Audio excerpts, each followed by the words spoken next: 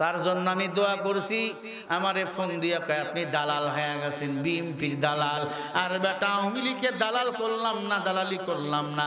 যখন আওয়ামী লীগ ক্ষমতায় আমাকে কত নির্যাতন করলো, মারার জন্য মাহফিলে পর্যন্ত আইছিল, সেই আওয়ামী লীগের দালালি করলাম না। বিএনপি তো এখনো ক্ষমতায় যায়নি, যাইতে পারবে কিনা আল্লাহ ভালো জানে। তাদের দালালি করবো কেন?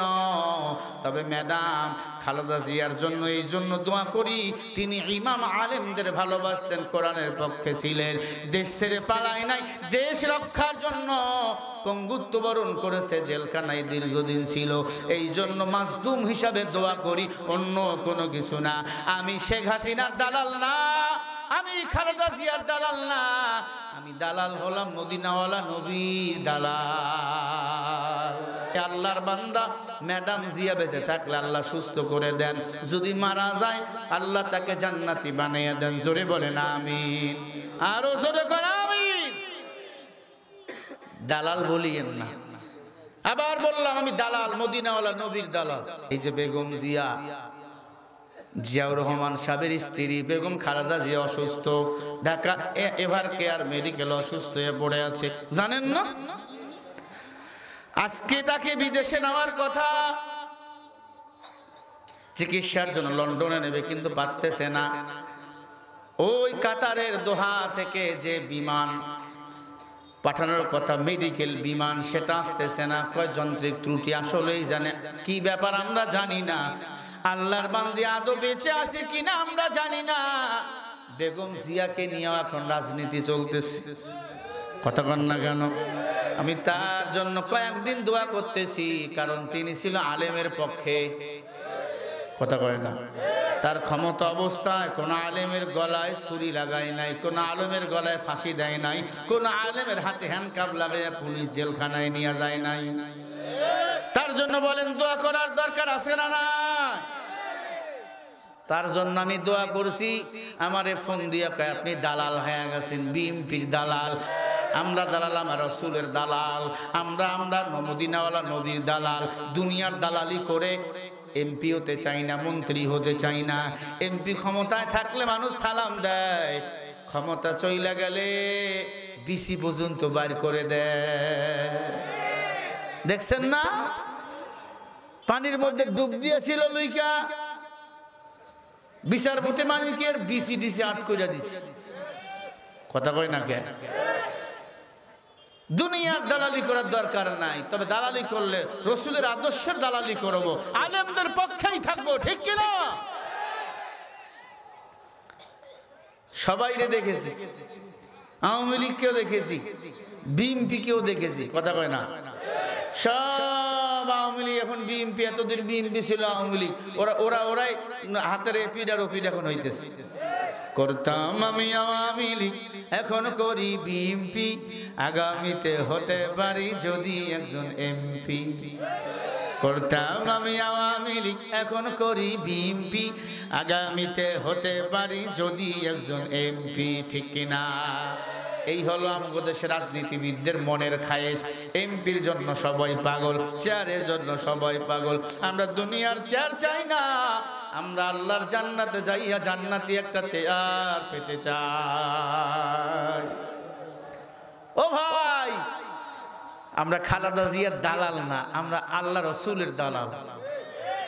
তবে মাজলুমের জন্য দোয়া করা দরকার, যার জন্য দেশ উপকৃত তার জন্য দোয়া করা। কি সুটি পুটি আলেম আছে না, এরা আমাকে বিরুদ্ধে ফেসবুকে লেখে, কয় দালাল হুজুর। আরে বেটা, স্বৈরাচারের সময় তাকায় দেখো কোন বক্তা কত বেশি নির্যাতিত, তার মধ্যে লিস্টের 10 জনের করলে আমি থাকবো 2 নম্বর। কোন আলেম নির্যাতিত, কার মাহফিলে কত বাধা, আমি হব 2 নম্বর, আমি হব 2 নম্বর। হয়তো 1 নম্বর অন্য কি হবে, আমি হব 2 নম্বর। কারে দালাল বলো?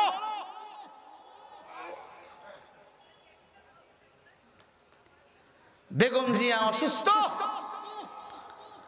এবার কেয়ারে থেকে লন্ডনে নিয়ে যাওয়ার কথা, সে বিমান এখনো আসে নাই। তার মানে এর মধ্যে ডালমি কুছ কালা হয়, ঝামেলা আছে না নাই? জুবাইদা রহমান আবার চলে আসছে, তারেক রহমান আসতে পারে না, মাকে নিয়ে যাবে তার কাছে। তার মানে এর ভিতর বিশাল বড় রহস্য লুকায় আছে। সামনে আবার 12 তারিখে তফসিল ঘোষণা, নির্বাচনের তফসিল ঘোষণার আগে যদি মারা টারা যায় নির্বাচন নাও হতে পারে। এজন্য নাটক চলছে বেগম জিয়াকে নিয়া। না, নাটক বন্ধ করো। আল্লাহর বান্দি একজন ধার্মিক ছিল, আলেমদের ভালোবাসতেন। তিনি মারা গেছে না বেঁচে গেছে, জাতির কাছে এটা খোলাসা করা দরকার। 3 বাহিনীর প্রধান দেখতে গেছে, শুধু 3 বাহিনীর ছবি, ম্যাডামের ছবি নাই। তার মানে ভেজাল আছে না নাই? প্রধান উপদেষ্টা ডক্টর মোহাম্মদ ইউনূস দেখতে গেছে, শুধু ইউনূস সাহেবের ছবি, কথা কয় না। ম্যাডামের ছবি কই? এই যে আমি আসছি ওয়াজ করতে, আপনার ছবি আমার ছবি 2 জনের আছে না নাই? কথা বলে না? তার মানে ভেজাল আছে না নাই? ওই বিমান আসতে চাইছে, মেডিকেলের বিমান, যেই গাড়ি চলে ঢাকা যাবেন, আপনার 1000 টাকা টিকিট হলেই ঢাকা নিয়ে যাবে। যদি আপনি লাশ হয়ে যান, 1000 টাকা ওই গাড়ি আপনার ঢাকা নিয়ে যাবে, তখন টাকা লাগবে 20,000। কথা কয় না? সাবধান। তাহলে কি বেগম জিয়া মারাই গেছে, এখনকার রবিবার পর্যন্ত নিয়ে যাওয়া হতে পারে, শিওর না, শিওর না। আমরা দোয়া করি আল্লাহর বান্দি বেঁচে থাকলে আল্লাহ যেন সুস্থ করে দেয়, আল্লাহ তাকে যেন সুস্থ করে না বেঁচে থাকলে। আর যদি মারা যায় তার কবর যেন জান্নাতের বাগান বানিয়ে দেয়, বলেন আমিন। এই যে দোয়া করলাম, আমি বিএনপি দালাল হয়ে গেলাম, দালাল হয়ে গেছি। আরে এক মুসলমান তো আর এক মুসলমানের জন্য দোয়া করে। এই বেটা বলো, দোয়া করো না, রব্বানা যালামনা আনফুসানা ওয়া ইল্লাম তাগফির লানা ওয়া তারহামনা লানাকুনান্না মিনাল খাসিরিন, রব্বানা আতিনা ফিদ দুনিয়া হাসানা। পড়ো নাই কোরআন? অর্থ বোঝো না? রব্বির হামহুমা কামা রব্বায়ানি সগীরা। তরজমা যদি বুঝতা, এবার যদি ঠিক মতো পড়তে পারতা, আলেমদের বিরুদ্ধে বাঁকা আঙ্গুল কখনো তুলতা না। এ আল্লাহর বান্দা ম্যাডাম জিয়া বেঁচে থাকলে আল্লাহ সুস্থ করে দেন, যদি মারা যায় আল্লাহ তাকে জান্নাতি বানিয়ে দেন। জোরে বলেন আমিন, আরো জোরে করে আমিন। দালাল বলিয়েন না। আবার বললাম আমি দালাল, মদিনাওয়ালা নবীর দালাল। পিসা হুজুর চরমনাই বলেন, ওলা হালহা গোলামা ইকরাম বলেন, আমরা বজ্র কণ্ঠে বলতেছে যতদিন বাঁচবো এক আল্লাহর গোলামি করব, আল্লাহ ছাড়া আওয়ামী লীগ বিএনপি দালালি করার কখনো প্রশ্নই আসে না। ভাইরা আমার, আল্লাহ আমাদের সবাইকে ইমানি জজবা দান করেন, ইমানের পথে হাকিকতের তরিকায় চলার তৌফিক দান করেন। জোরে বলেন আমিন, আরো জোরে করেন আমিন। আবু জেহেল মূর্তি নিয়ে দাঁড়ায় আছে, মনে আছে? আমি কি বলবো, শুনবেন আপনারা? কারা কারা একটু হাত তুলে দেখান। নারায়ে তাকবীর। আল্লাহ বলে, হাবিব শুনিয়া লন, হেদায়েতের চাবিকাঠি আপনার হাতে না, হেদায়েতের চাবিকাঠি আমি আল্লাহর হাতে। মাই ইয়াহদিহিল্লাহু ফালা মুদিল্লা লাহু ওয়া মাই ইউদ্লিলহু ফালা হাদিয়া লাহু। বলেন হেদায়েত কে দেন? মানুষের হাতে না, হেদায়েত আল্লাহর হাতে। কার হাতে? আল্লাহর হাতে। আবু জেহেল কয়, ভাতিজা পারবা? আবু জেহেল কয়, আমি জানি এই মূর্তি জীবনও কথা বলবে না, এই মূর্তির কোনো পাওয়ার নাই। কেমনে বুঝলা? আবু জেহেলের বউরে কয়, এই মূর্তি নিয়ে একদিন নানির বাড়ি যাইতেছিলাম, আমার 1 নম্বরের করার জন্য উঠছে, আমি মূর্তিটা গাছের তলে রাইখা প্রসাব করতে গেছি, কুত্তা ইয়া প্রসাব কইরা দিছে। আইসা দেখি আমার খোদার নাকও নাই, চোখও নাই। পানির মধ্যে যদি মাটির মধ্যে পানি ফেলাই দিলে মাটি কি ওই জায়গায় থাকে? মূর্তি কি দিয়া বানায় বলেন? আবু জেহেল কনফিডেন্স, এই মূর্তি তো কথা বলবে না। আজ ভাতিজা ধরা পড়ছে, আল্লাহর হাবিব ডাক দিয়া কয়, চাচা মেসেজ পাঠাইছেন আল্লাহ। আল্লাহ বলছেন এই মূর্তি কথা বলবে যদি আপনি মুসলমান হন। আবু জেহেল বলে, হ।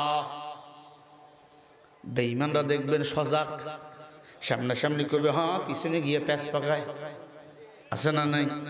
হ্যাঁ, এমন কি মাহফিলের বিরুদ্ধে সমালোচনা করে। তোমার কপাল পুড়ে গেছে, কপাল। কারণ ফয়সালা জমিনে হয় না, ফয়সালা হয় আসমানে।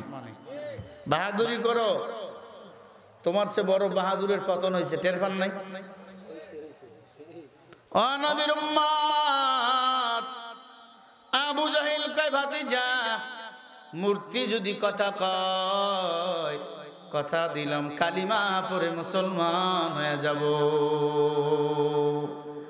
আল্লাহর হাবিব বলে, চাচা তাহলে রেডি হন, আমি বলে দিলাম মূর্তি কথা বলবে। আল্লাহু আকবার।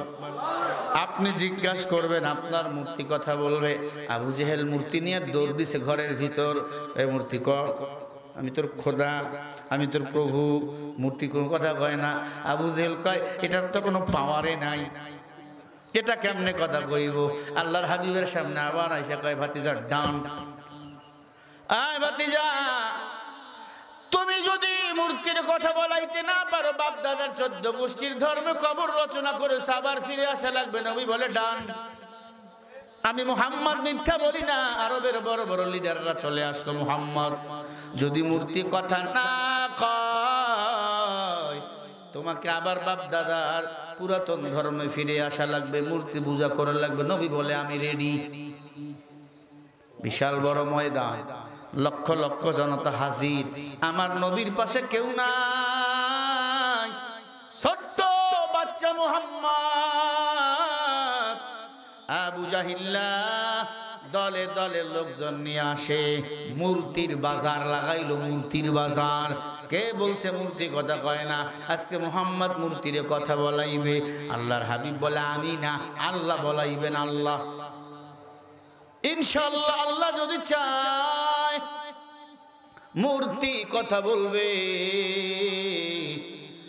সবাই বসে গেল, আল্লাহর হাবিব বসে গেল, মূর্তিটারে রাখলেন। আল্লাহ বলেন, পয়গম্বর আপনার কি টেনশন হয়নি? আল্লাহ, ও আল্লাহ, আমার কেন টেনশন হবে? হাসবুনাল্লাহু ওয়া নি'মাল ওয়াকিল, নি'মাল মাওলা ওয়া নি'মান নাসির।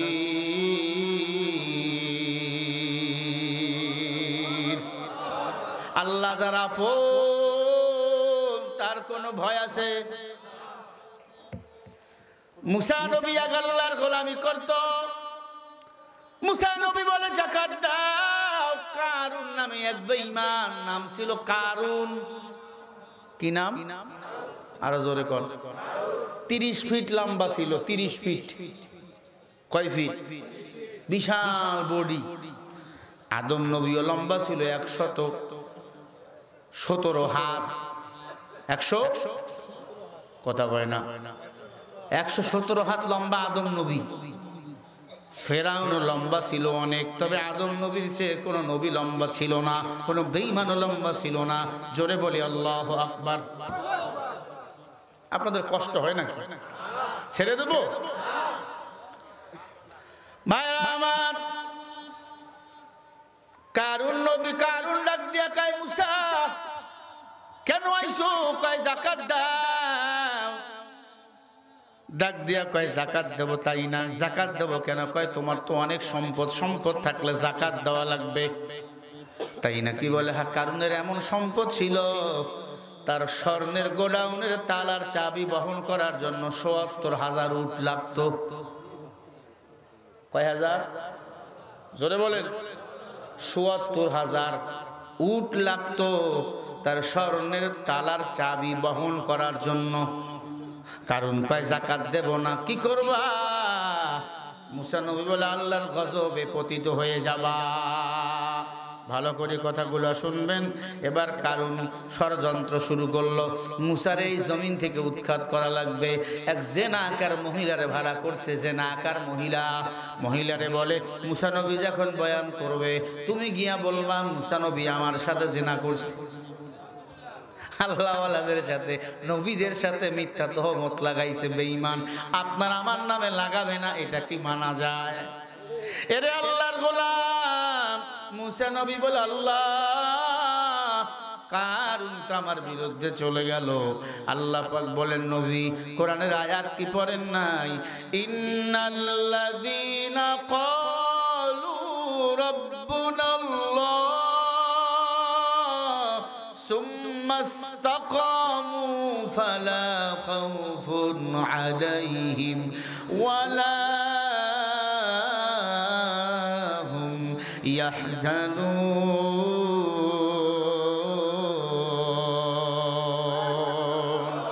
সূরা কবর 13 নম্বর আয়াত আল্লাহ বলেন যারা আমি আল্লাহকে রব বলে মেনে নেয়